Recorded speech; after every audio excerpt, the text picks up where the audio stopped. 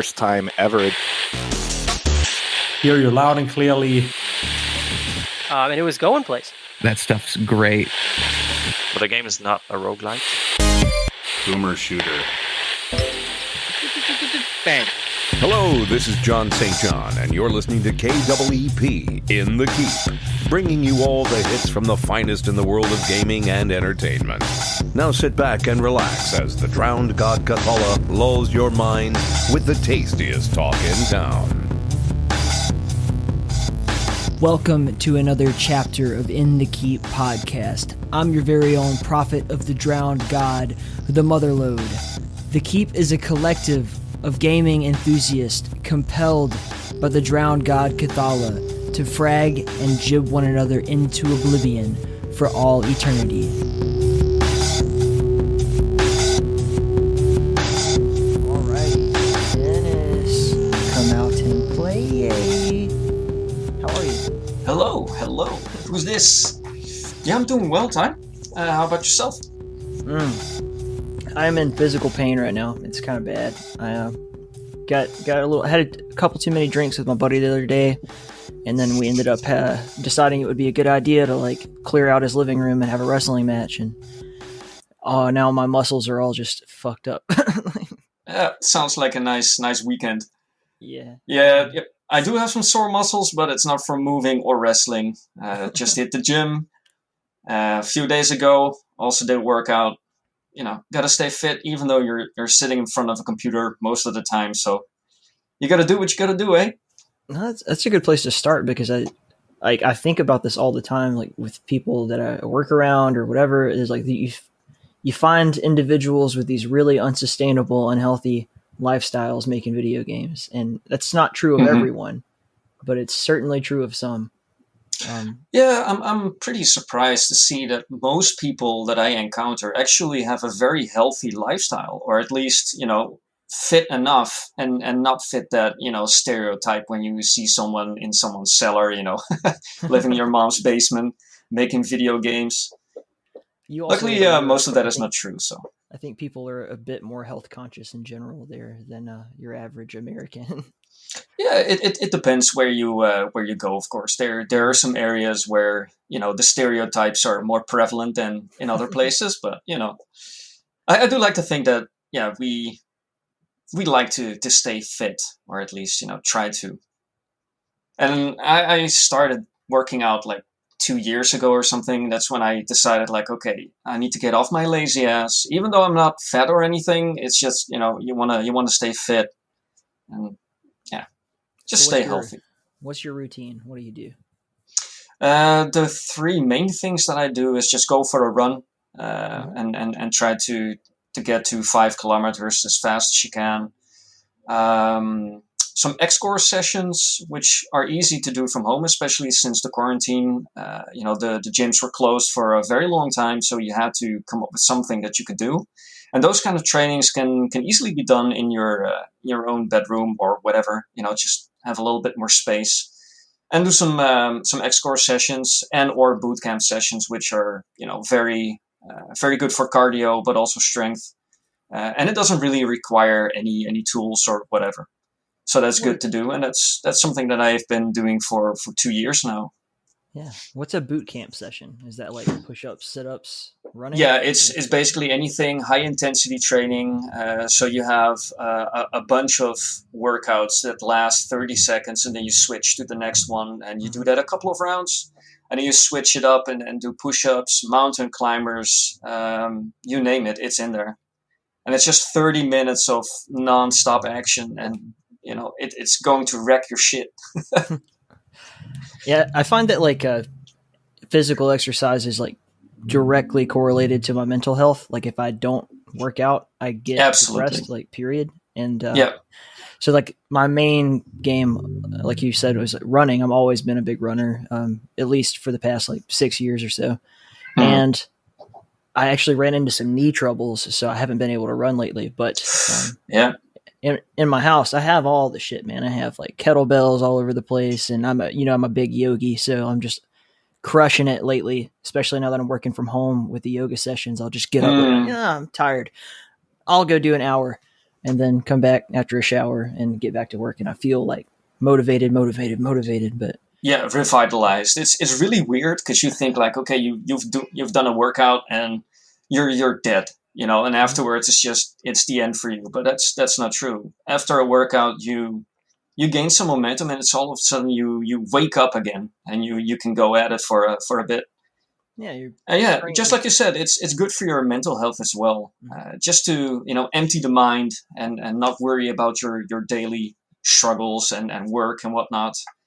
And yeah, it'll help you see things in perspective. So yeah, if there's anybody out there making games, not working out, pick it up and do it. You'll thank me later.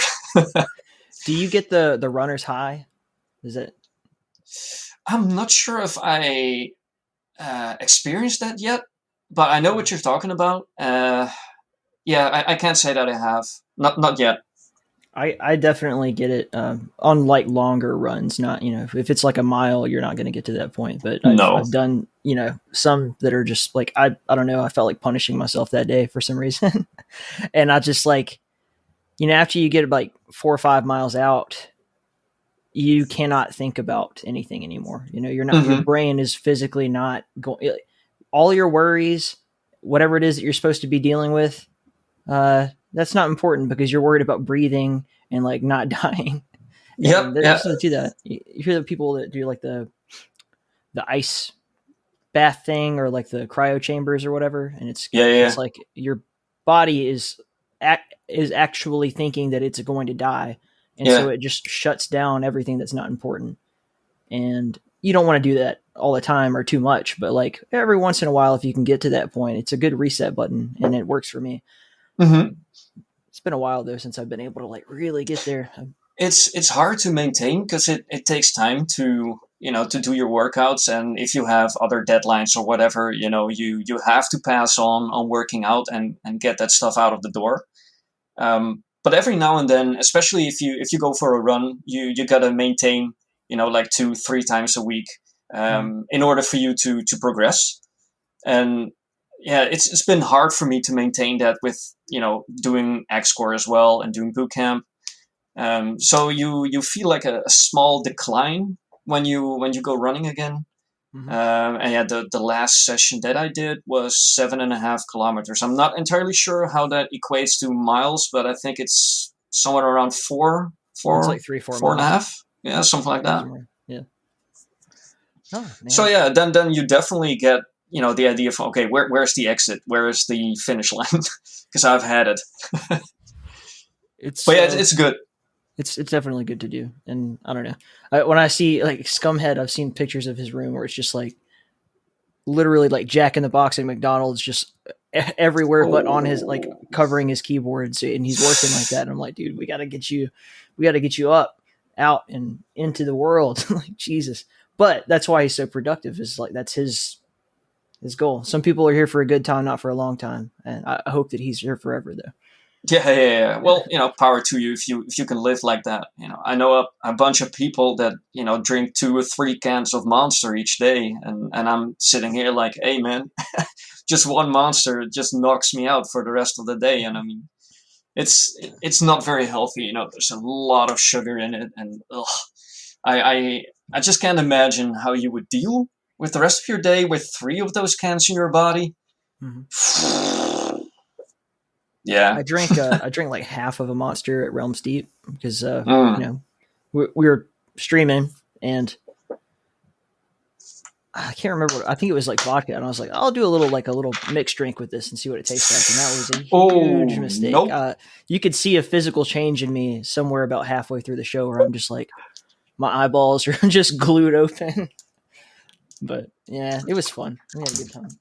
The first Realms Deep was the same for me. There was this friend from Fred that came over, and he used to be a bartender. So he knows a bit about mixing drinks and all that stuff. And he was constantly egging me on, like, hey man, you want another drink? You want another drink? I was like, hey, come on, man. Calm down. But it's good. It's a pretty nice show too, now that we make that segue into Realms Deep. Yeah. How did you like it this year? Because it was the first for you, at least, in front of the camera. I think the first time you were around too, making all those interviews with all these people. Right. And this one was a little bit different for you. Yeah, like I actually flew out and was like there in the studio with everything, and I was a bit more involved in the entire process. I think just because the first year it was sort of an accident that I ended up doing as much as I did. I was supposed to just do the interviews, but then I became like the recruiter, essentially, like go find all the games.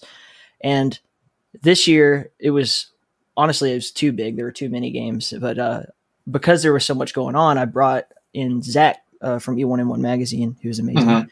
And I was just like, go ham. And I'm just going to focus on like me and Jahar, like figuring out how the show is going to work and producing content essentially. So I did like, I don't even want to know how many, like 17 interviews or something like that for Realms Deep, not to mention the stuff that I was editing for Bridge Burner, or, I had like Uncle Had, Red Eyes Green Dragon, and Vince Steele all editing videos. Like it was a lot. It was definitely a lot. I mean, the lineup was crazy. I think, how long was the show this year? Was it like 2 hours or something? It's like 4.5 hours. Yeah, it was just plus the stuffed to the brim with game content, and there was basically barely any downtime. Even with the live segments, I feel that they were less and less frequent than last year. And I liked it. I mean, it felt a lot like less than last year.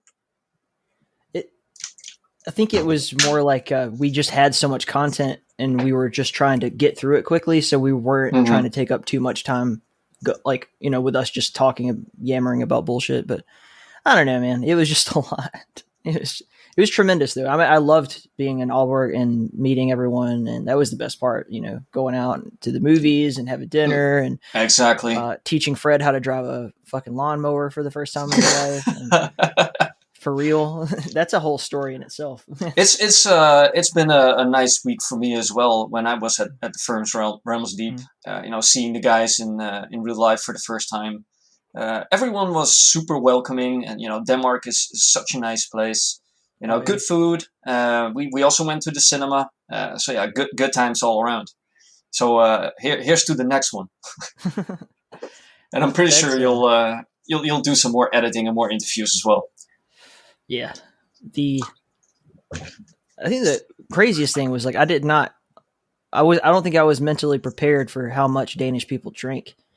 It was like, it's a lot. I mean, I was like, holy shit, we're just going to do this every day. I mean, I like drinking. Don't get me wrong. You know me. I like lagers and I like my alcohol, but good God, it's just, everybody's just crushing beers at the end of every day. And this is insane.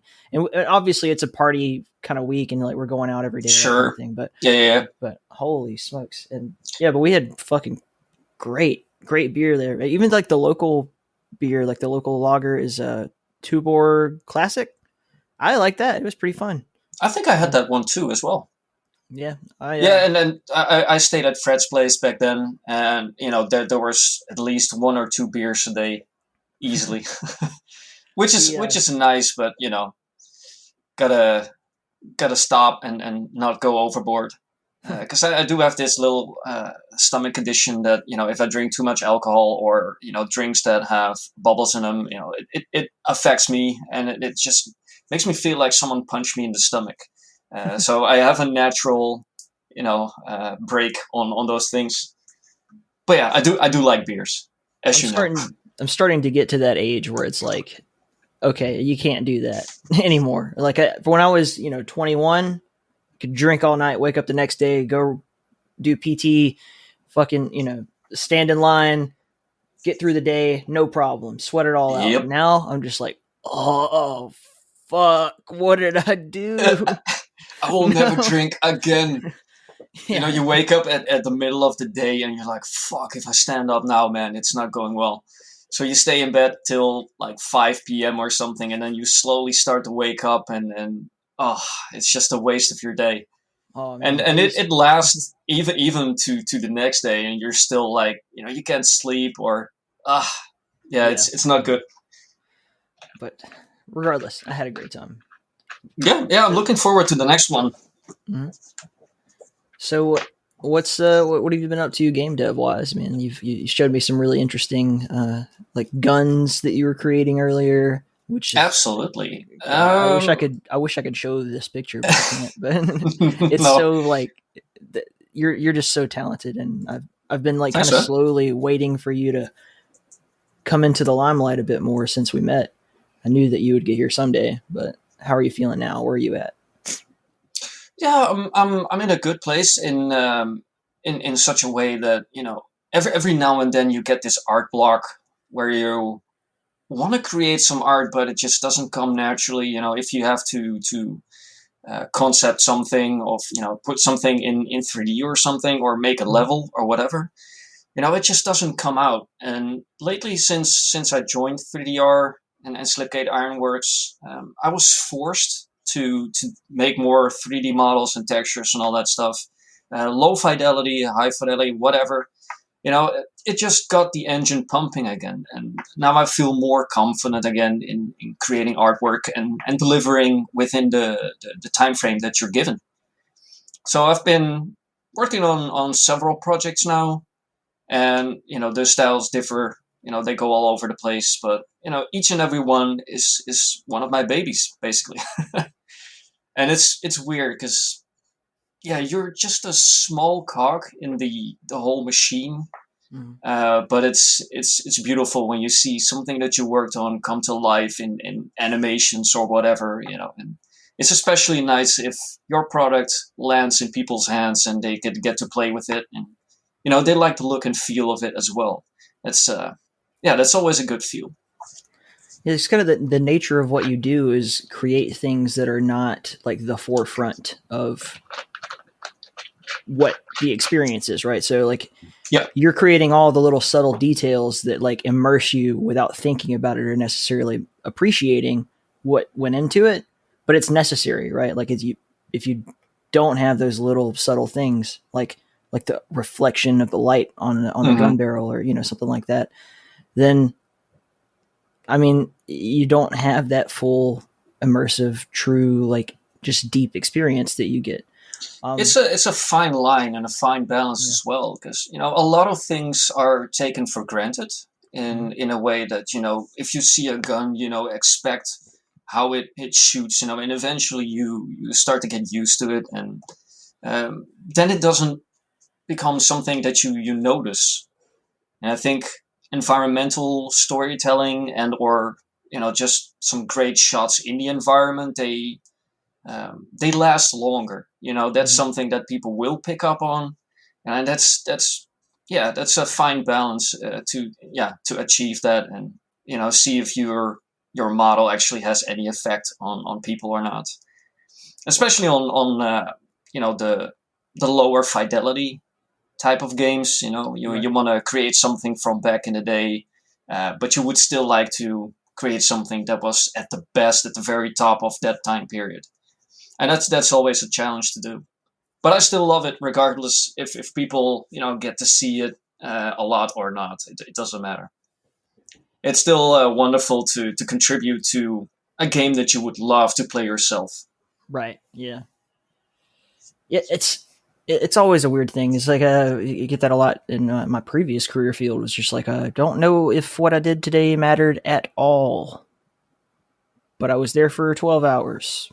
And then you wake up the next day and you do it again, and you never really get any feedback. And then one day somebody comes and tells you, like, oh shit, dude, that forecast you did like a month ago, you saved like a shitload of like money and people and resources, and like you stopped a nuclear convoy from going down the road or some shit like that. I'm like, what? Yep. You put out that warning. And I was like, well, okay. And then I guess it's sort of the same, especially with the, like, as we're seeing you get involved in bigger and bigger projects, they inevitably take longer to do.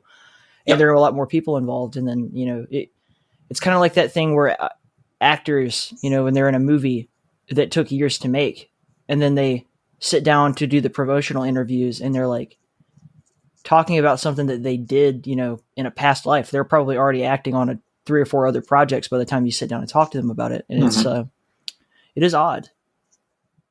Yeah, it's definitely a challenge as well, because, you know, a lot of people at 3DR and Slipgate Ironworks are, you know, remote workers. and most of them have a full-time job next to all this.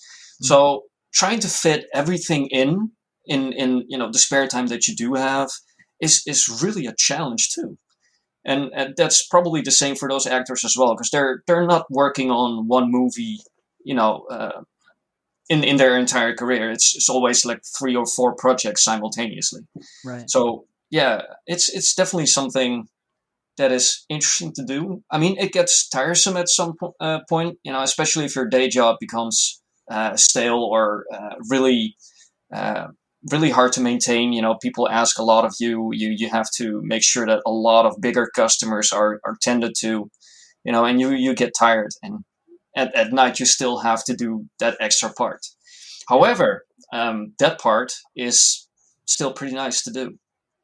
Game dev is rewarding in and of itself.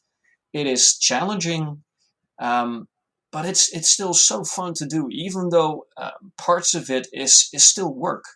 It's not all fun and games. There's a lot of stuff in there that's just grinding, but it's so rewarding for yourself to see the end result. And especially if it's a collaboration between multiple people, you see a level from a blockout stage. Then you see it in a colorful stage. The blockout has been replaced by brushes for, let's say a Quake level or something. And then come the details, the set dressing, the enemies, the weaponry, all that stuff. And when you see it all in motion, that's what you do it for. It's great. That's my runner's high. I get that, man. That's fucking beautiful. Like, what are like some things that you're particularly proud of that you've worked on so far? I don't think I have anything in particular that I would put above anything else. I mean, sure, there are some projects and or models that come out nicer than others. Mainly because some of the models just have some more interesting concept art, or the execution just went just well. All the highlights are in the right places. It pops. I can't really think of something in specific that I would be really proud of. I think it just encompasses everything that I do for all these different projects. Yeah. Is there a particular type of model or like something that you enjoy doing the most, like guns or vehicles, or I don't know. Well, do you feel like you have an expertise, I guess? I would say hard service. Okay. Hard service is probably something that I shine at, pun intended. I can do multiple things, but it just depends on the project and the mood. Sometimes it works, sometimes it doesn't work. I mean, there's plenty of occasions where I had to restart a model 2 or 3 times because it just didn't work out. Sometimes you just have to step back, wait a day or something, reevaluate, and get back on the horse. But yeah, I would still say that hard surface is probably my expertise. So what is it about hard surfaces? What make because some of the people listening are not really going to be familiar. Like, what makes that difficult and what makes you good at it? Well, in the low fidelity stuff, you are really dependent on lighting. So next to lighting, you don't have anything in there that resembles any reflectance or whatever. In these old games, you didn't have any specular maps, which make sure that the material that you're trying to make is shining. So you have to fake it with highlights of your own. And I've been practicing hand painting my models for quite some time now. I was inspired by World of Warcraft at some point, and I wanted to do something similar and just went from there. So that experience really helped me, determine where I can't place anything. So that's when, all the hard surface stuff, metals and all that stuff really became my specialty. So I really like to make metal pop, even though there's no real reflections, just some diagonal lines here and there. I'm not sure if there's anything that we can show. I mean, GRAVEN is out in early access, so there is some stuff that I worked on that could probably be shown off at some point. For GRAVEN too, I've done multiple things like creatures, critters, whatever. I also did some character work. I've done some foliage. So yeah, it ranges. It's whatever the project needs at that point. Yeah.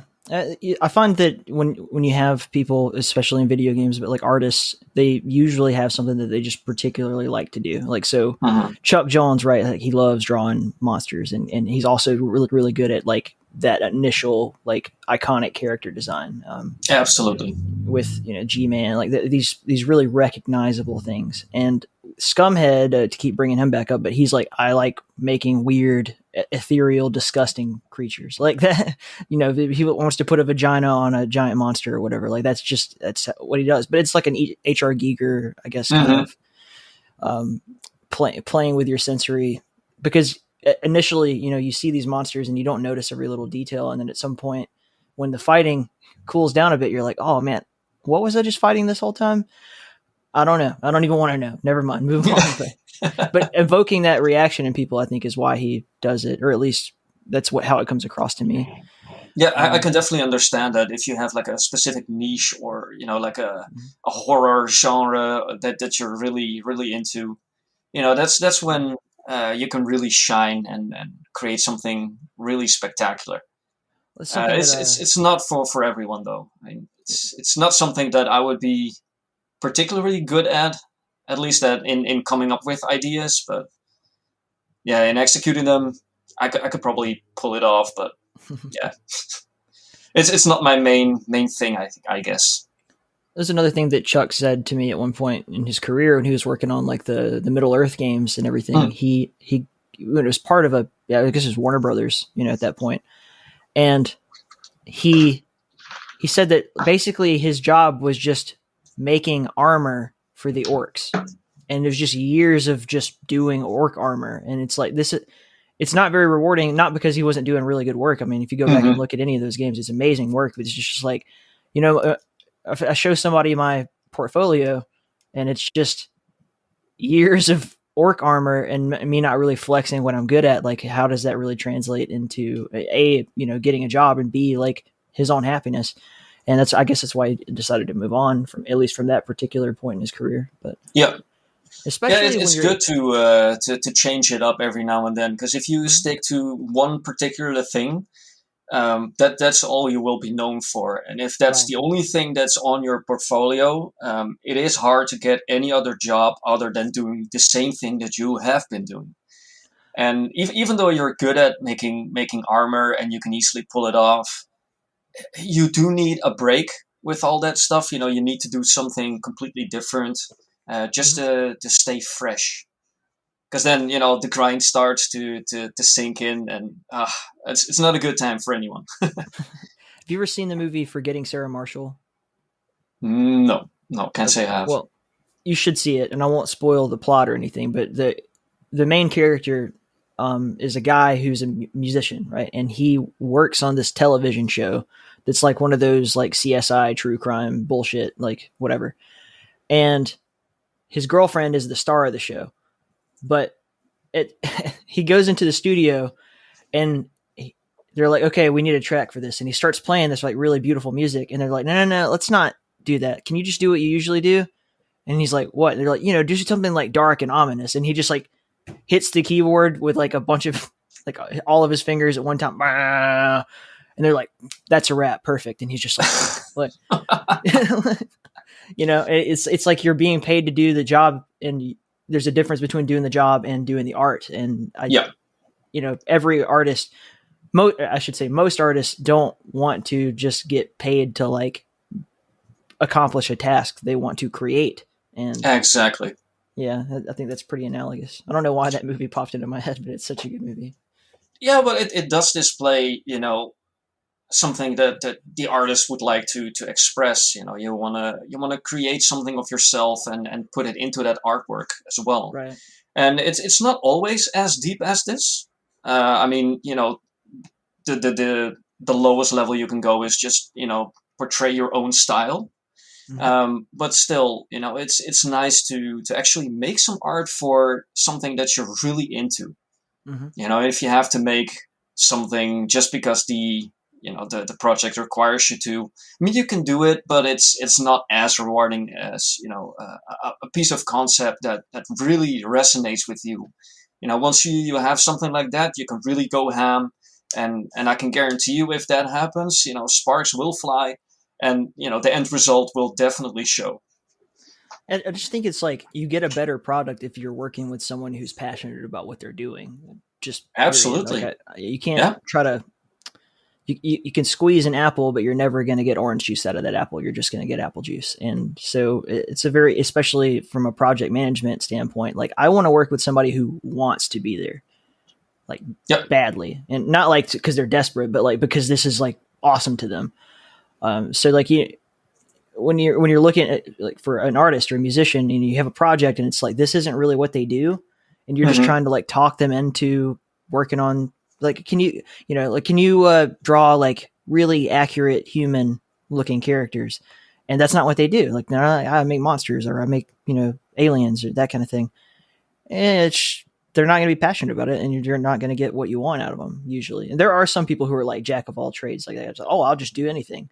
But then it's like, and some of them are excellent, but to some extent it's like, well, you're a master of none kind of thing. It's like, yeah, that's the thing. If you're mediocre at everything, that's not good either. I mean, it's better to just be really good at one thing than to just do whatever and just be mediocre at everything. It's not great. Or even really good at a few things. Like you want to be like a Swiss Army man to some extent, because you don't want to be so good at just one thing and have no other skills to the point where you're like, all right, well, we don't need like one of my favorite examples is like Jack Nicholson. When he would like audition for movies, apparently like before he got really famous, he would show up and he would do his thing. And then they would be like, we don't need you for this project, but when we need you, we're going to really need you. We'll call you that kind of thing. Like he's so good at one thing. and that is the downside to that. Yeah. And game development, especially for artists too, it's not always just one thing, like creating the art. There's most likely anything else surrounding it, like some technical artwork, making collisions for models, or putting it in engine, working with materials and all that stuff. So Right. there's a lot more to shine at, I guess. But yeah, it can go all ways. You can go into a specific direction and be really good at it, but eventually you'll hit a ceiling. Where you can't find a job that easily anymore, just because you're locked to that specific style, or the specific work that is required. Mm-hmm. But yeah, it's hard to find the right balance in there, especially in terms of portfolios as well. Because mine in particular right now is not in a great spot. There's some artwork on there that's years old now, and it's no longer that relevant. So it's probably good to clean it up at some point, which is in the planning. But so far I can't really show anything that we're making right now. So I was going to say that that work is being postponed till later. But 2-3 years from now, you'll be like, look at all the shit I did. But it's like you have like this. You're at this point in your career where it's like everything that you're currently doing is that we can't really say or show it off. Yeah, it's funny too, because I've been at this spot a couple of times. I started out years ago as a tester at Guerrilla Games. I was testing for Killzone Liberation, and I weaseled my way into the art department, just doing some little bit of networking here and there, and just showing off whatever I could do. So eventually I got in with an art test, started working on the expansion for Killzone Liberation, went on to Killzone 2, and then left the studio, and then went to work for PlayLogic. Worked on a more of a comical kind of game, Fairy Tale Fights. Not sure if you've ever heard about that game. It was about all these fairy tale characters, and the game was extremely violent, kind of like a button masher platform or whatever. It was super cool. Unfortunately, that bombed too, and eventually, the career went downhill up until the point where I could not find any work in the local areas. So that would mean I would have to, move countries or whatever, and I was not ready to do that just yet. Yeah. So I had to pick a different job just to maintain myself, and kept doing some 3D in the meantime. So at the start, I had some material from the AAA industry that I could put on the portfolio, which is still on there, because I'm still proud of being able to to say that I worked on a AAA title. But eventually, that information becomes irrelevant again because it was so long ago. Right. I mean, it's nice to show off that you have some experience, but now I'm back at that spot again where the career picks up again. There's more work for me, but I can't show it off just yet. And that happened back in the Killzone days as well. We had to wait after the release before we could put our stuff up. And, even that stuff would be curated by the leads or whatever to see if that was, fit for a portfolio. But yeah, I'm definitely looking forward to putting some new stuff on there. You're also in an interesting kind of like, I guess, niche of the game design community, whereas like your portfolio and the things that you've accomplished do not really hinge on whether or not the project as a whole is successful or good. Mm-hmm. I'm very confident everything you're currently doing will be, but you know what I mean? Like, it's like if the game's a huge flop and no one ever heard of it, but you still did some really amazing stuff and you put that in your portfolio, it's like, oh, this looks really good. What was that from? And you're like, oh, some game you never heard of. But it doesn't matter. It's like, it definitely sounds better, like someone like General Vivi, where it's like, well, what did you do? It was like, well, I worked on Call of Duty and Doom and like, I mean, that sounds nice and all, but like, and I'm not disparaging because he did some amazing level design for all of those things, regardless of how I feel about the games. But like, it's not like the most important thing. It's not. Yeah. And back in the day when I was working there, I would feel like, oh shit, man, I've made it. I'm in the AAA industry. That's awesome.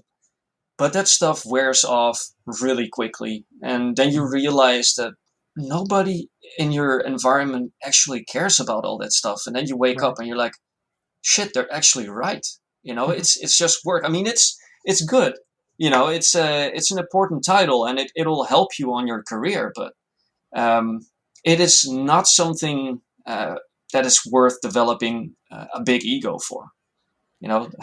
Just stay normal and don't feel like a superstar, because you're not.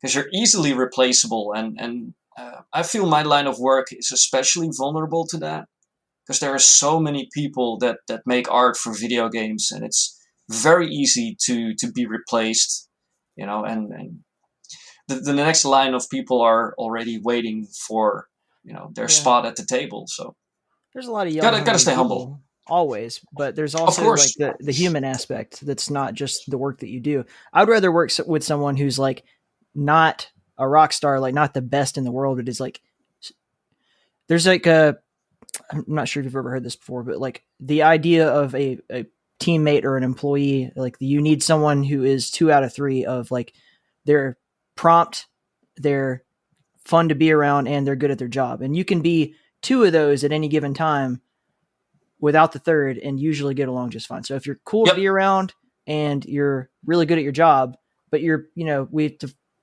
kind of expect that you're going to show up to work late sometimes. Whatever, not a big deal.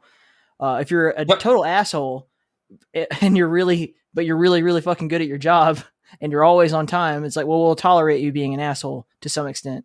But if you, if all you do is show up to work and you don't get shit done and you're not fun to be around, then you're like, yeah, whatever. Yeah, no one's going to notice you, so you'll definitely be gone. But the people that's true though.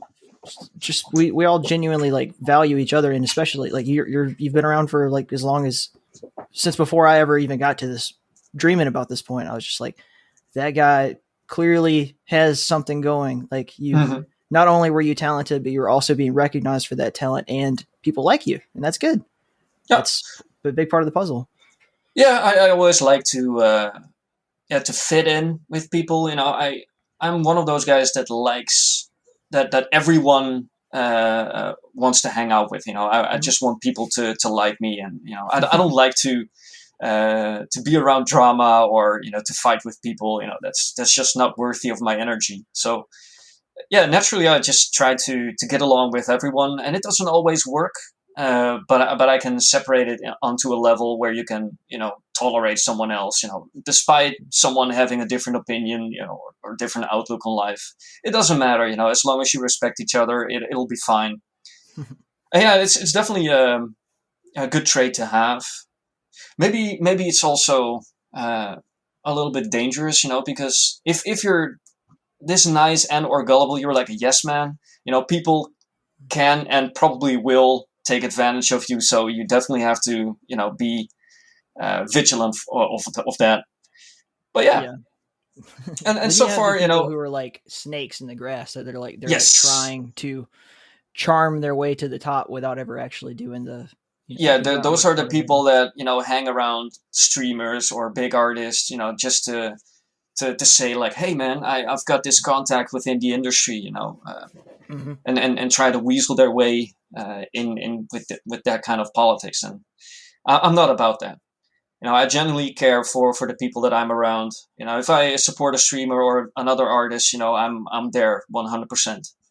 I support your work. I love what you're doing. I just rub off some of that inspiration onto me, and let me get going as well.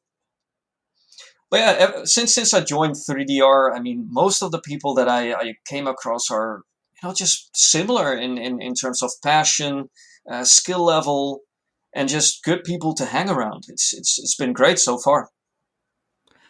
To get back to your conundrum with not being able to show off the work that you've done yet. So when I was about 20 years old, and I met this guy who was a master sergeant in the Air Force, and he was like, I guess he was a special operator at some point, and he was wearing his dress uniform, and his ribbon rack, I shit you not, it looked like the cover of a textbook. Like, it was huge. Like, all of these awards he had. And obviously all the young dudes are like coming up and like, oh, what did you do for that one and this one? And like, how many do you have? And he explained at some point, he's like, I have a lot more than this that will not be attributed to me until like 100 years after I'm dead, because there were classified missions and things like that. And it's like, so it's not that bad. At least you'll get to like live to see the day. But yeah, and sometimes you also have to twist your way of thinking. Like, it's not always necessary for your peers to give you that recognition. Mm-hmm. Sometimes you just have to love yourself enough. Like, okay, I've managed to achieve this. I can give myself a pat on the back. And turn that around, because if you mainly go in the other direction, it'll get you to a point where if you don't get your recognition, or your artwork doesn't do as well on social media, for example, it will drag you down. And that's not healthy. I actually was just part of a simulcast stream podcast thing yesterday with Matt Tropiano and Bridgeburner, and we were. Matt is incredible. He worked on Adventures of Square and Doombringer, and he's been a staple in the Doom modding community since like probably before I was born or some shit. But he did this talk like 5 years ago that was like his what did I learn from 20 years of Doom modding and stuff like that. Mm-hmm. And he pointed out in the interview that at the time he said that people are motivated, or at least he was motivated by, the acceptance of his peers and recognition and stuff like that. And now he says, he's like, if I could go back and change one thing about that talk, I would say I don't do it necessarily because I want people to look at my work and say, you did great work. He's like, I do it because I love it. And I wouldn't want to be doing anything else. Yep. But it's, people get motivation from different places, but it can be a trap, I guess, if you are only working because you want other people to recognize you. Again, to use the analogy to an actor, it's like, if you don't get that recognition, then you're failing in your industry, period. So it's hard, and it becomes very unhealthy and codependent, I think. It is. And I've fallen into the trap as well. I mean, you got to experience it once or twice, in order for you to get over it and see things from a different perspective. Because unfortunately, I had the exact same thing. I was making artwork based on the Warcraft universe. I love that stuff, and it was just not doing as well as other people's work that were visually less appealing to me personally.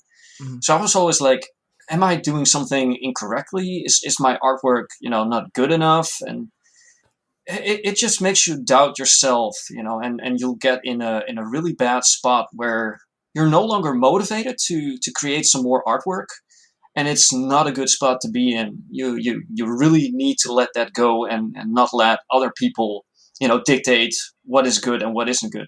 You need to do it from your own perspective, your own passion for the things that you're creating. If you're if you accept the things that you work on, and it's nice, it's fine, you're fine with it. That should be the only thing that matters. Mm-hmm. I mean, it's not all going to be bangers, but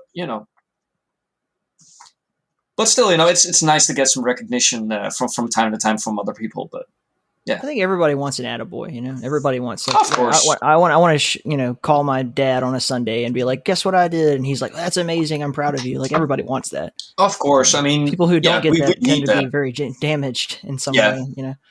But yeah, I don't know. It's about if I were doing In the Keep podcast, trying to make a lot more or like do really well, high numbers and all that kind of thing, I'd probably interview people that I don't find very interesting but are famous because it's a big networking thing. Exactly. But I would never be on the show. I think my portfolio speaks for itself. Whereas, there's the big boys. Once in a while you get a Cliffy B or something like that. But I'm interested in people, and I'm interested in people like you and people like, I don't know, Uber Gawai, if I can ever get him to come on. Just these really, really talented individuals who I think people could benefit from learning from the way that you guys think, because it's not this entirely I'm seeking recognition based thing. It's right. I just love what I do.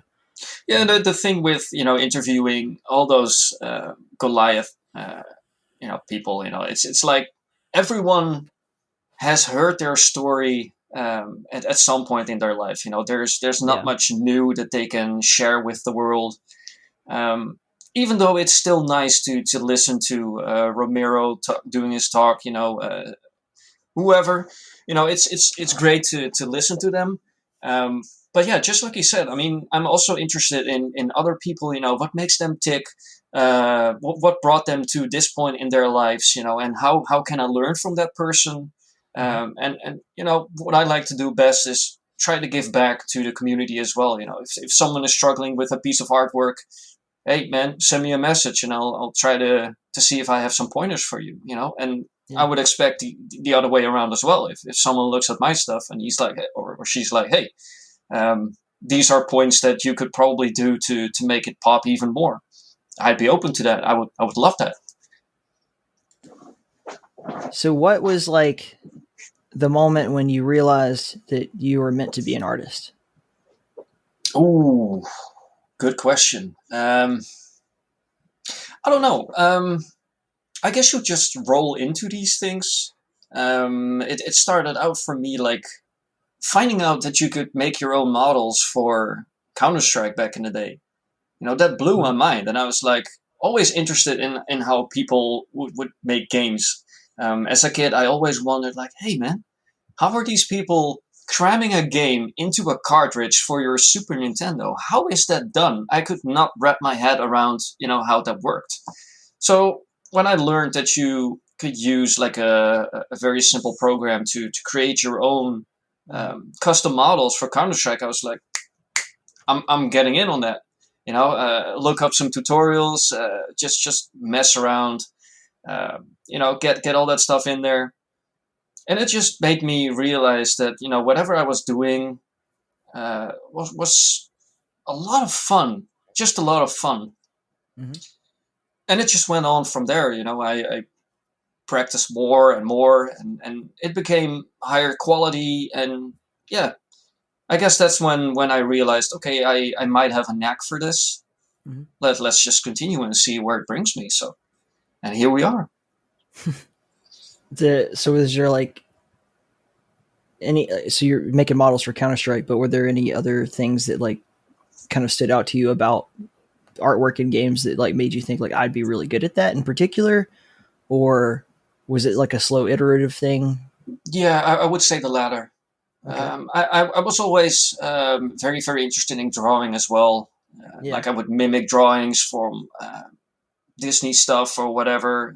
Mario, I would draw the hell out of him. I just wanted to do something, that resembled that a little bit. So maybe that's why, the hand painting stuff is coming more naturally to me now. It wasn't always like that though. At the very start, all my hand painted stuff looked very flat, solo colors and not the right details, or, the look and feel of it was just not correct. And yeah, it's just an iterative process, you just have to go through the motion and just practice a lot, basically. Up until a point where you no longer, well, that's not entirely correct. You do still need to look at reference photos, always do that, but it would come more naturally to me. I would not have to look up pictures of metal, for example. I could do that from memory, or, wing it and see if it looks good and believable. Mm-hmm. But yeah, basically just that. I mean, just practice and noticing that some things are, coming more naturally than others. And that's where I focused at. So I wouldn't be particularly great at characters, especially the high fidelity stuff. That's just not for me. I mean, the low fidelity stuff, low poly, I could probably get away with, because silhouette and stuff is still important.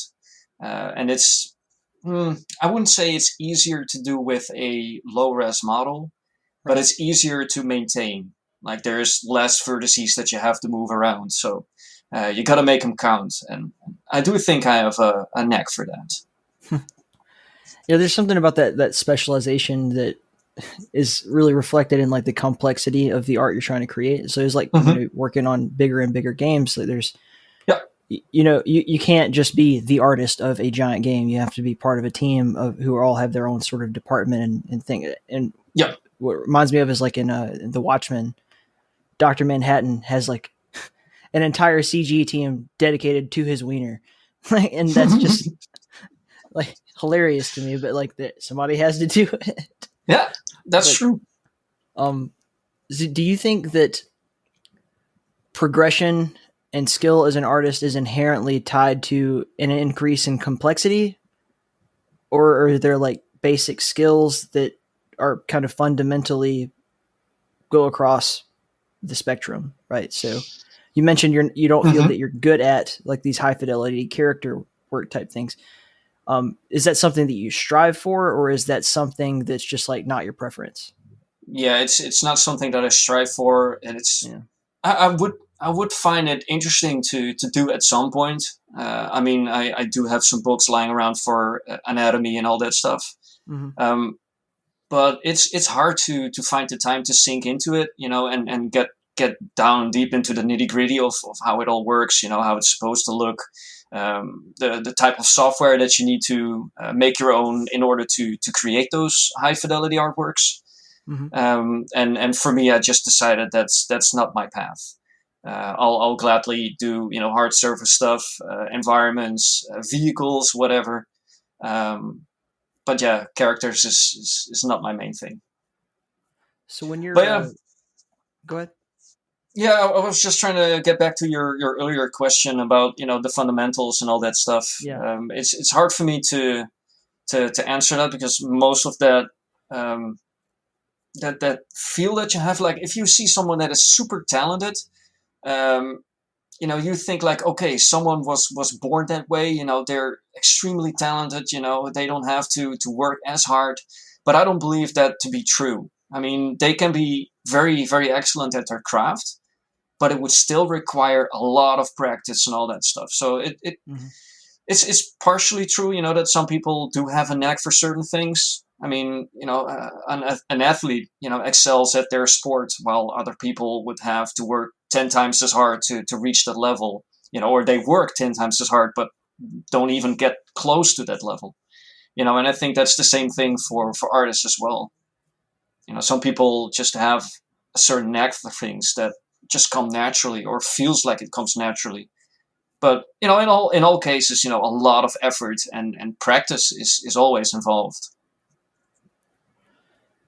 Yeah, it's weird because we have this sort of thing in our mind about like, art is subjective and it is, in the eyes of the beholder, and it's like, this thing that can't be defined or constrained, or what's good versus what's not good. But then there are like fundamental skills that apply to your job that you do have to understand. So like as you mentioned with anatomy, like understanding that and how the skeleton works and how it looks when it's iterated in the computer and in different graphical settings, and all of these things are like you have to take into consideration.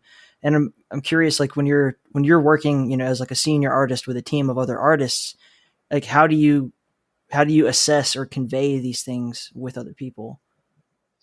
The main route for that is it's just feedback sessions and just discuss what it needs to look like. Of course, looking up reference pictures and just trying to research what that object or human is supposed to look like. And that ranges, from type of model or texture as well. It could matter if a character has like an extra polygon somewhere, that builds up a certain silhouette. Mm-hmm. But the same thing could be said for an inanimate object. Like a crate. I mean, that's one of the easiest examples. I mean, it's just a cube. But if it becomes more complex, you would still have to research, like, okay, how does wood react to a specific environment, like snow, for example? How would that look? So you would still have to go in and research materials. How is it built up?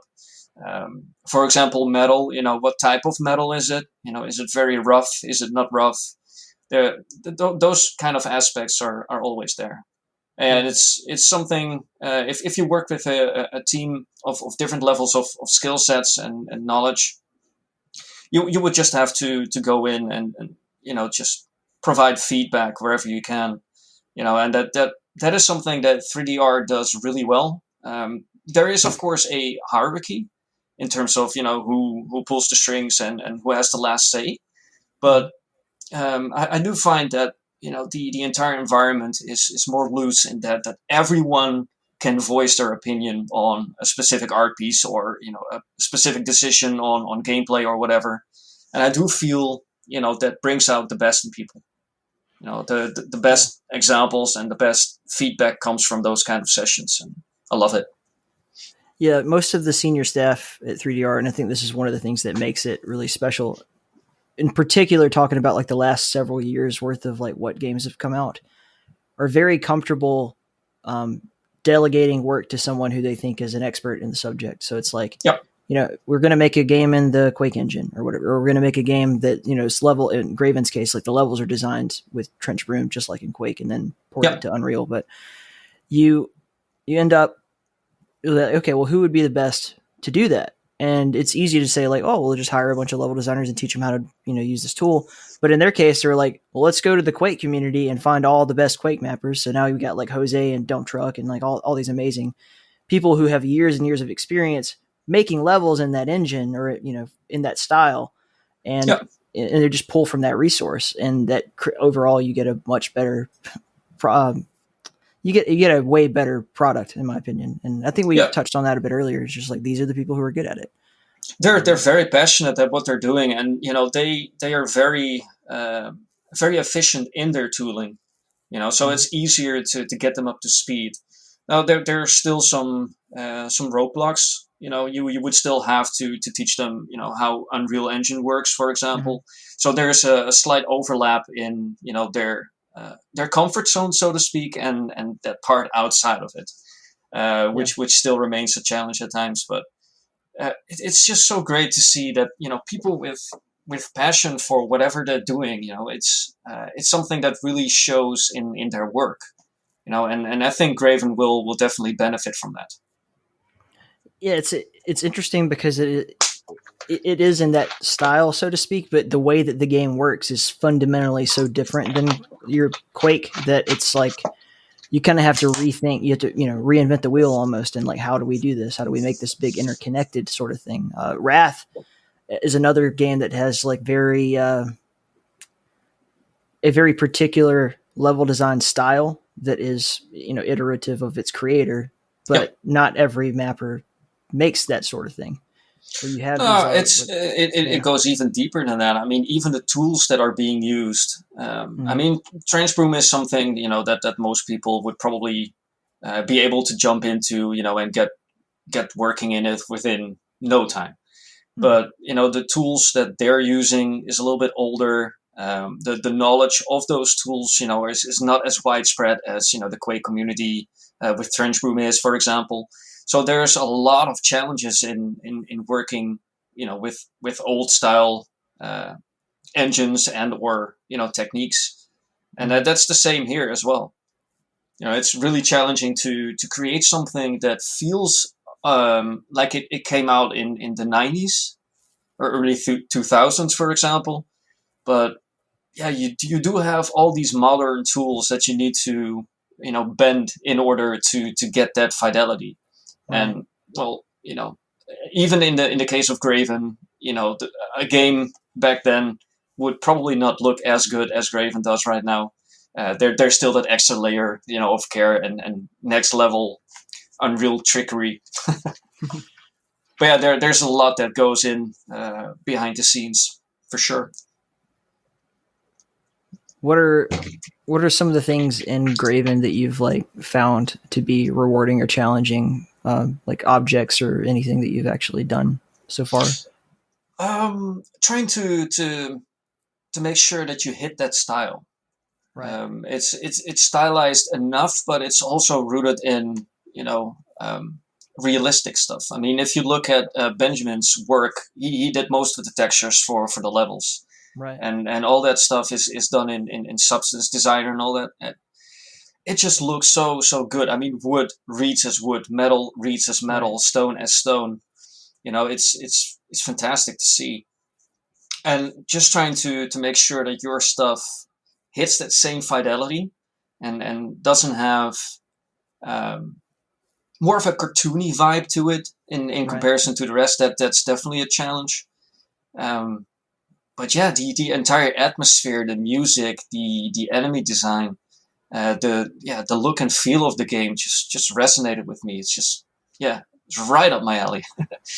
That's something that you see in animation teams and comic book artists as well. Is like you can't just like frame by frame change the art style. So like we have to all unify on one person's thing, or like maybe a collection of all of our things, but make it all look the same throughout the entirety of it in order for it to come across the right way, or else it just looks like this weird hodgepodge. And that from my outside looking in sounds unbelievably frustrating for an artist to do. It is super hard. Work. Yeah, because there's a lot of different hands that are involved in that project. Mm-hmm. And each and every one has a slightly different workflow and a slightly different style. Mm-hmm. So it's really hard to make sure that each and every one works in unison in that sense that, if you play the game, you will not be able to see which artist worked on, a specific item or environment. Right. You really need to make sure that everything just feels like it's done by just one artist. And that's always a challenge. It's still beautiful, and it's amazing that it's being, slowly but surely it's just happening. And like I remember, I think I got into the Graven Discord like really early, for like just like in a fly on the wall kind of situation. Yep. And I was just like, "What is this? What are you guys doing? This is so weird." And then when I finally got my hands on it, I was just like, "Oh, now I get it. Like this is really really cool." But like it's a game that's hard to explain because. Yep. It doesn't really fit into any particular genre. Like, it's not really an immersive sim. It's not really an RPG. It's also really not a first person shooter, but it's got all of these elements. Definitely not a first person shooter. Yeah. Right.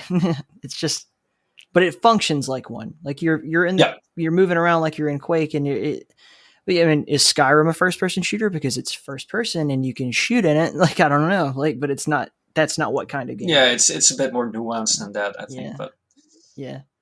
Yeah, it's something that continuously gets better with time because Graven is out in early access. It's followed up by the demo real quickly. So everything that we had to make to work for that demo had to be refactored later on. So slowly on, we're going to improve the look and feel and how it plays. So it's been a challenge, and it will continue to be a challenge, but in the best way possible. Yeah.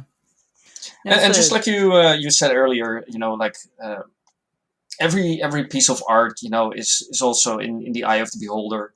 Right. And I think for most cases, your personal preference is definitely something that weighs pretty heavy. But I do think that there's something to be said about the quality, even though you might not like the pixely style, or but you can't deny that there's not a lot of love gone into the product, and it doesn't look good in its own right. So yeah, I do hope that people are more open to those kind of things, even though it's not their style. But yeah.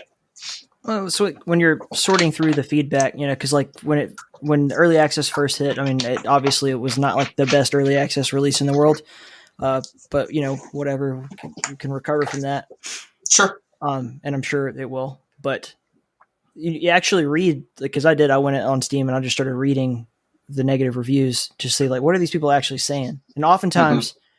Because it's very binary with Steam, it's like either thumbs up or thumbs down. There's no in between. There's no like scaling, whatever. Which I understand why they don't do that, because then you end up with people who just put 10 for good and 1 for bad, and there's no in between anyway. But the negative reviews, there's some criticism that is like fundamental to the game, where it's like this makes sense, like the enemy's not behaving the way that they're supposed to, or something like that. Yep. Or really fundamental shit like the game crashes, or something like that. That stuff holds up. But then complaining because it's like, I don't like this art style. It was like, well, why'd you buy the fucking game? Like that's my point of view. It's like you're complaining about a product that you didn't even want in the first place, and I don't get why do we even take that into account? And we shouldn't, honestly. But it is odd. It's something that I don't spend a lot of time doing. Basically. Yeah.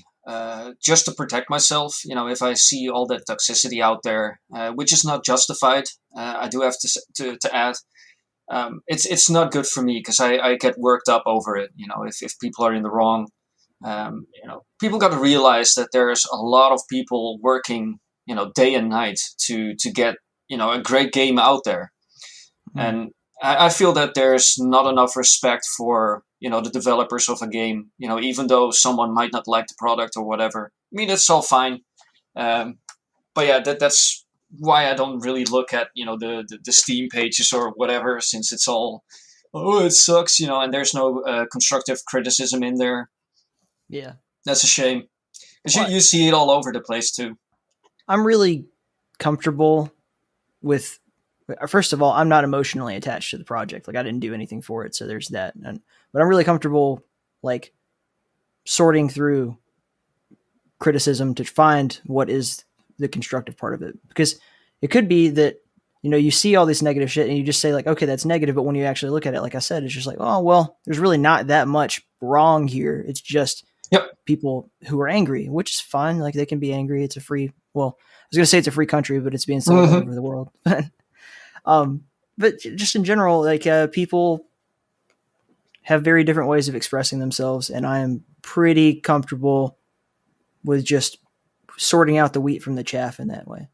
And also it's just useful because I think I've desensitized to it. Like honestly, sometimes I'll just sit down and I'll read like the comments on my YouTube channel, and it's very rare that anybody, like at least so far, fingers crossed, that you get like that really shitty negative stuff in the Keep, because I feel like the kind of people who listen to the show in general, like if you're going to take the time to listen to it, you're probably you're supportive. Yeah, or you're not an idiot. I mean, I would hope. But then like Cliff Blazinski was a good example of like, these people are not coming here because they like In the Keep. They're coming here to shit on him specifically because they hate him. They're looking up his name every day, trying to find a new reason to hate this guy. And yeah, whatever, you can't put a lot of stock in that. No, that's definitely true. And we do have people that look through every single comment just to pick out anything, that's worth relaying back to the team in order to fix or, change whatever. So there's definitely that, but yeah, personally, I don't really like to mix in, I kind of stay out of the social media circle in that regards as well. I just don't want that drama, I mean, I don't pay Ignorance is bliss. Drama. If I see, I saw this recently, like a friend of mine was obviously having a bad day, right? And then he went on one of these Twitter rants where it's just like, just vomiting their feelings out into the world. And I just, okay, well, first of all, I didn't want to see that, but like, you're my friend. So, well, hey, are you okay? Let's talk in private. Let's not do this whole thing. And Nope. But people do that so much. I don't understand. Personally, I don't understand the need to do that. It feels so just not constructive at all. No. Especially if it's like, because you're using social media in a professional sense. You don't want to show that to the world. It makes you vulnerable. And it does. Yep. I would prefer, like, hey, if you're going through something, Dennis, like just give me a call. I'd way rather us do that than to see you or anyone go through that. It depends on the things that you're struggling with. Like for example, a couple of days ago, my computer went on the fritz. I had to fix it. I did make a tweet about that, but it's pretty innocent, so to speak, and it's not anything. Now, for example, I would not tweet about anything if I were struggling with a mental health issue. Right. I would not hang out the dirty laundry like that, Or I would keep that behind doors. Your personal stuff, like your friends or your family kind of stuff like that. Just, to me, that doesn't belong there. Like, nope. Like, hey, here's a picture of me and my wife having a good time. All right, see you later. Like, that's one thing, but not like I'm so broken and my heart is destroyed because something happened or whatever. And like, now I can't. And then like 3 days later, when you're like, try to act normal, it's like, well, everyone saw that. And I don't know how we're supposed to feel about it. Yeah, it won't help you. Not at all.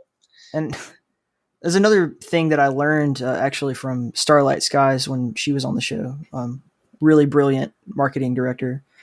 But the concept of like separating your brand from you, and so like for the longest time I hate social media. Like I didn't, I had deleted all of it like when I was maybe 20 years old or something like that. I was like, I'm not fucking with this shit anymore.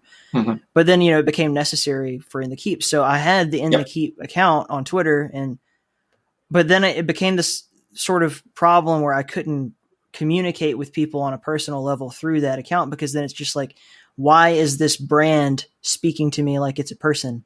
And that creates this juxtaposition, or you end up talking about things that aren't relevant. So then I made my own account so that I, if I want to reply to Rotten Rose about like, hey, look at my garden or something like that, then it's not Cathala speaking.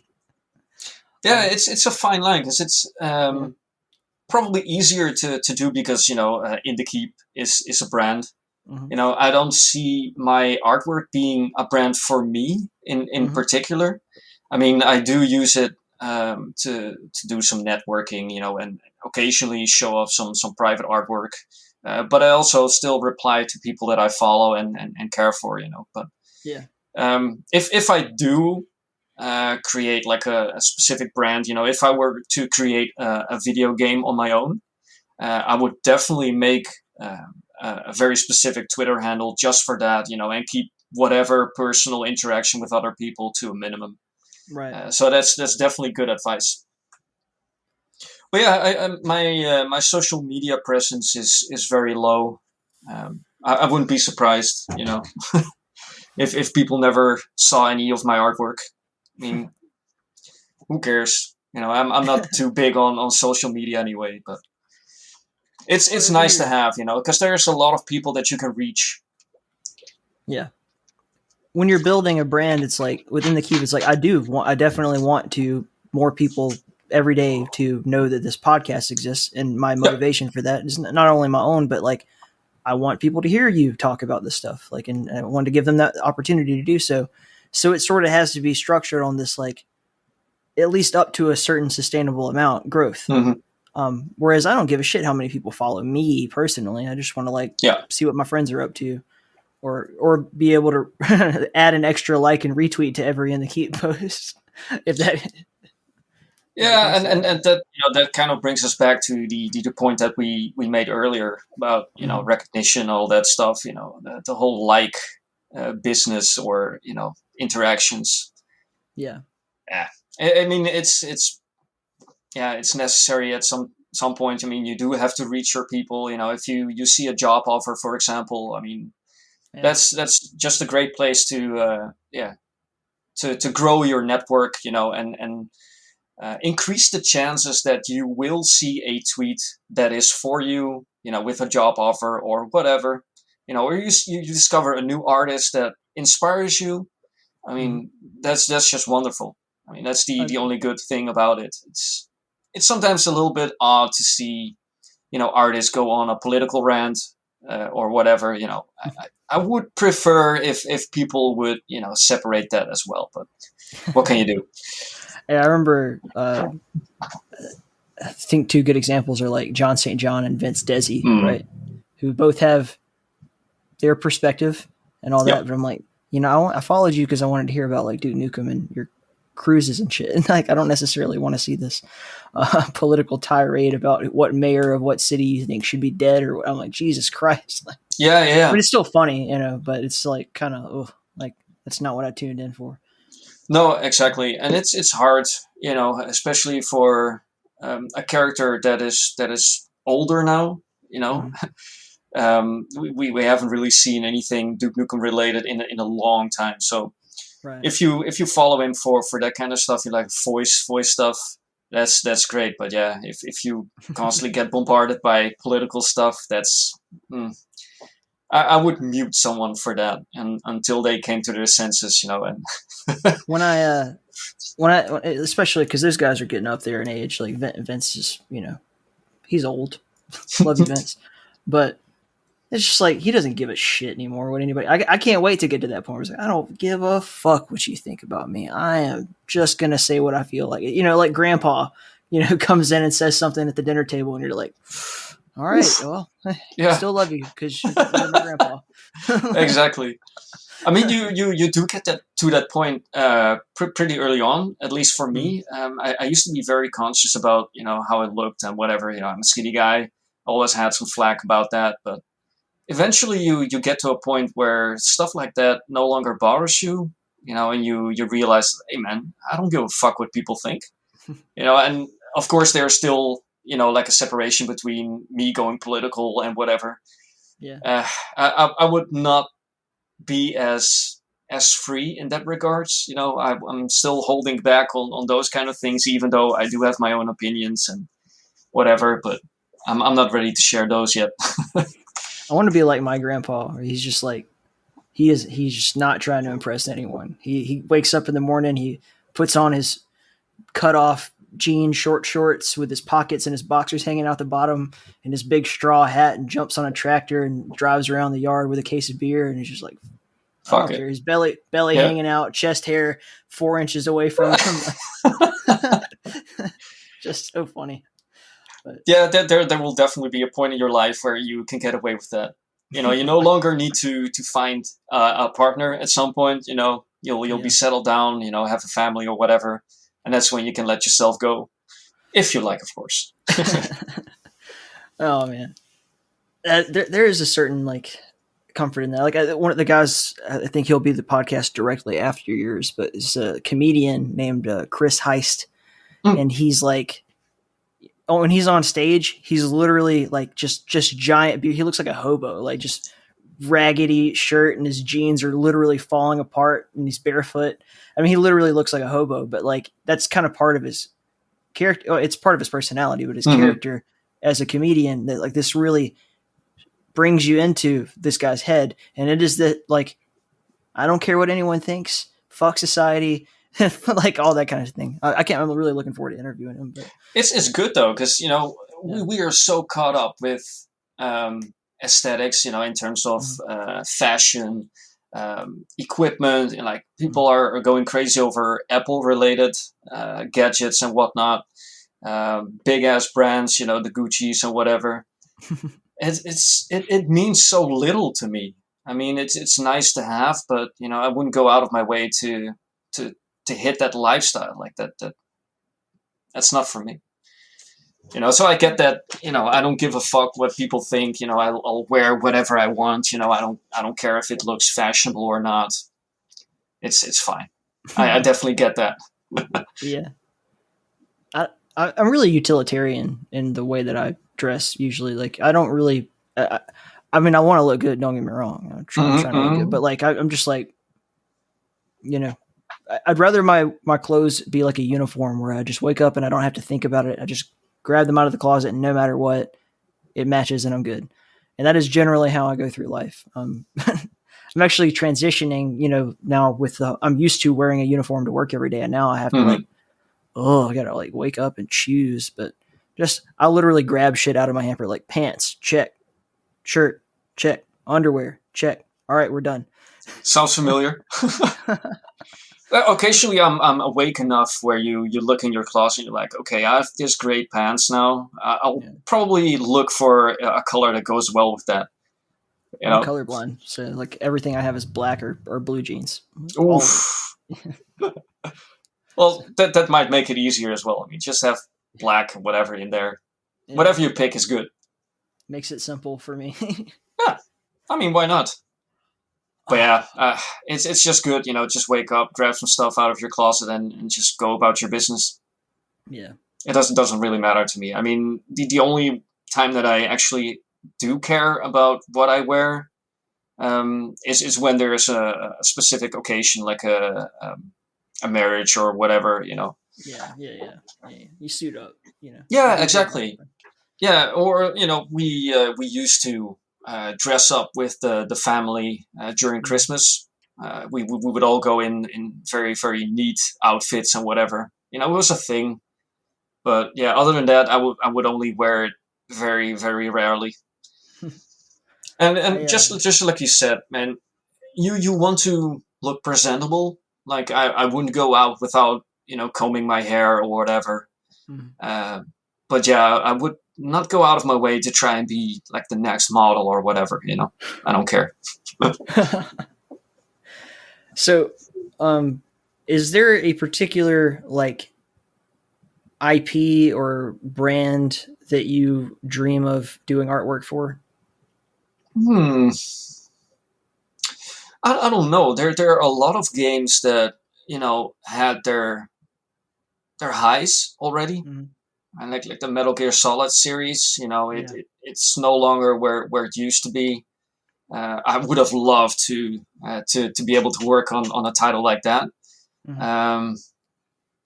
Yeah, I don't know. I think a lot of stuff that we're doing right now at 3DR is pretty much where I want to be. Yeah. Yeah. I don't know. That's a tough question, actually.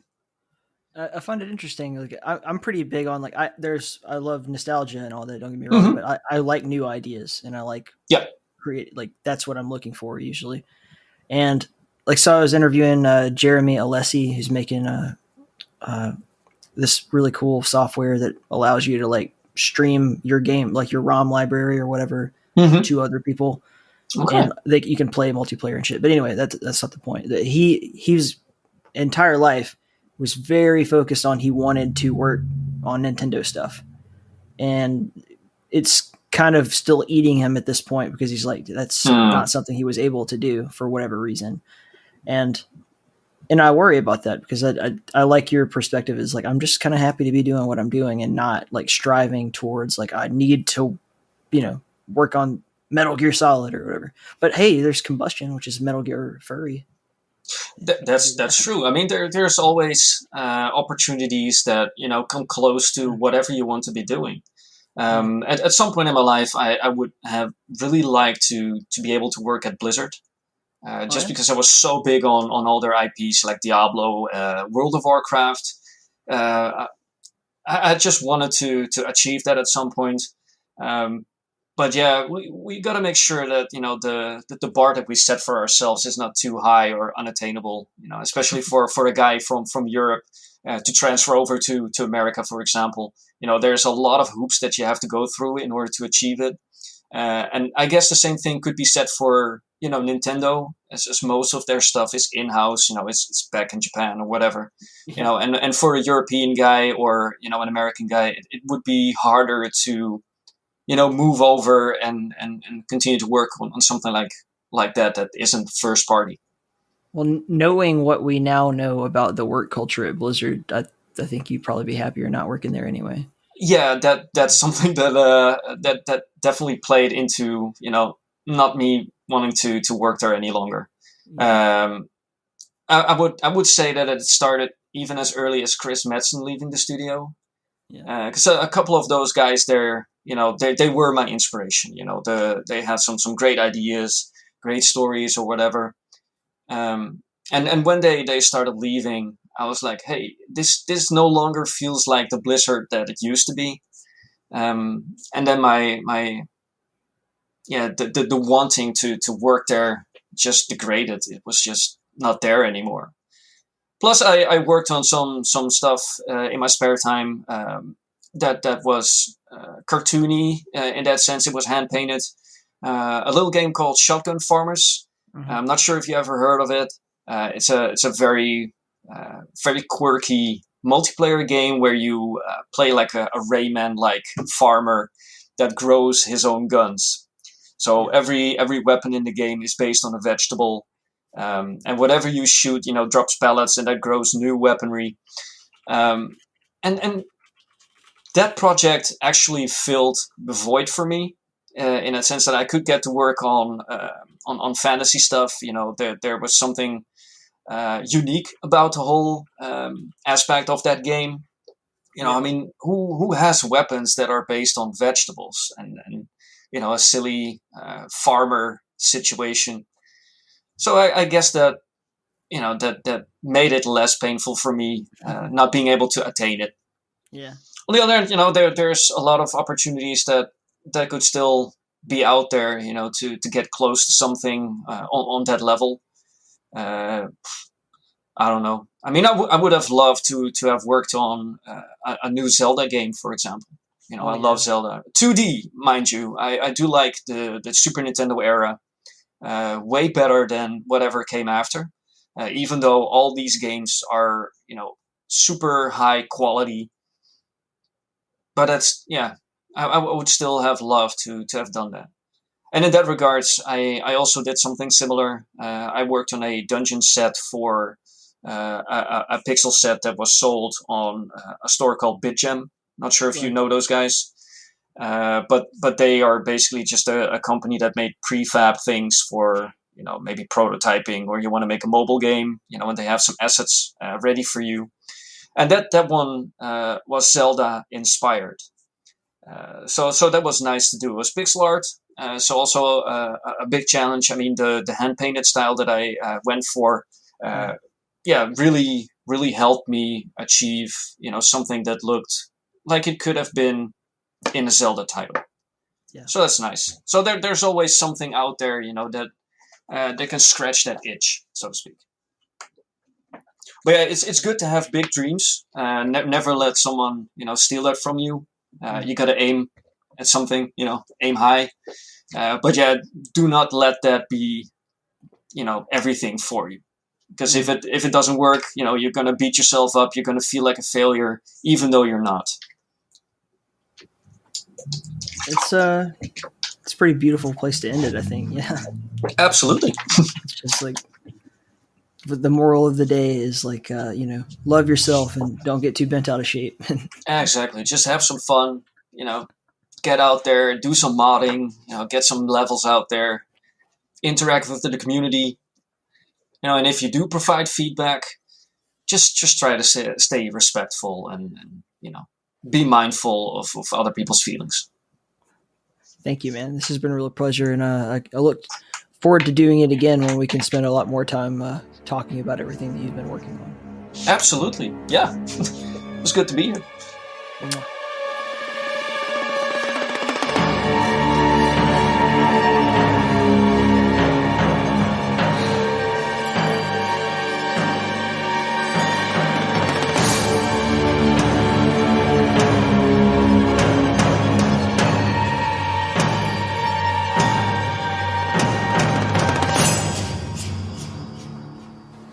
Oh man, what a pleasure it was to finally get to have Dennis on the podcast. It's someone I've been sleeping on for like a few years now. Someone that I really wanted to like introduce everyone to, but just, like never found the opportunity, and it happened. So hey, fuck it. Music you're hearing right now is from the soundtrack to Graven, which he's working on. So make sure you go check out Graven. Hit up Steam, buy it. You son of a bitch! It's in early access right now. It's really good. I love it. Let's say thank you to our supporters this week, because we have to. We have to, right? Shannon, Bridge, Ben, Anthony, Mike, Zan, Lord Revan, Fred, Brandy, Jack, Robert, Graceless Dragon, Red Eyes, Brad, Dots, Moose, Paul, the entire Flam Fam, which is to say Jeffrey, and Bram, and Maria, and the lovely, lovely Janine. And also to the people who have made music for us, especially Igrex, Simon, and Morpher. You're all incredible, and thank you for supporting. If you're listening to this and you're like, how the fuck do I get my name read off on the podcast? Very simple. Head over to inthekeep.com/support, or just click on the support tab. And, these are all people who support on Patreon. So do that, or whatever. It's not that big a deal. We also have lots of other ways that you can show some love to the show. So, like, that, if you want to, buy merchandise, there's a merch tab on our website, which just goes to our Bread Bowl page. Definitely get some of that sweet, sick, sexy ass Stellar Valkyrie stuff that's currently on sale. Please, because I know you want it. And, I don't know. I don't want to ask anything of you. You're amazing. Thank you for listening. And thank you for coming up to this point listening. I love you. The Drowned God Katala loves you. Until next time, stay in the keep.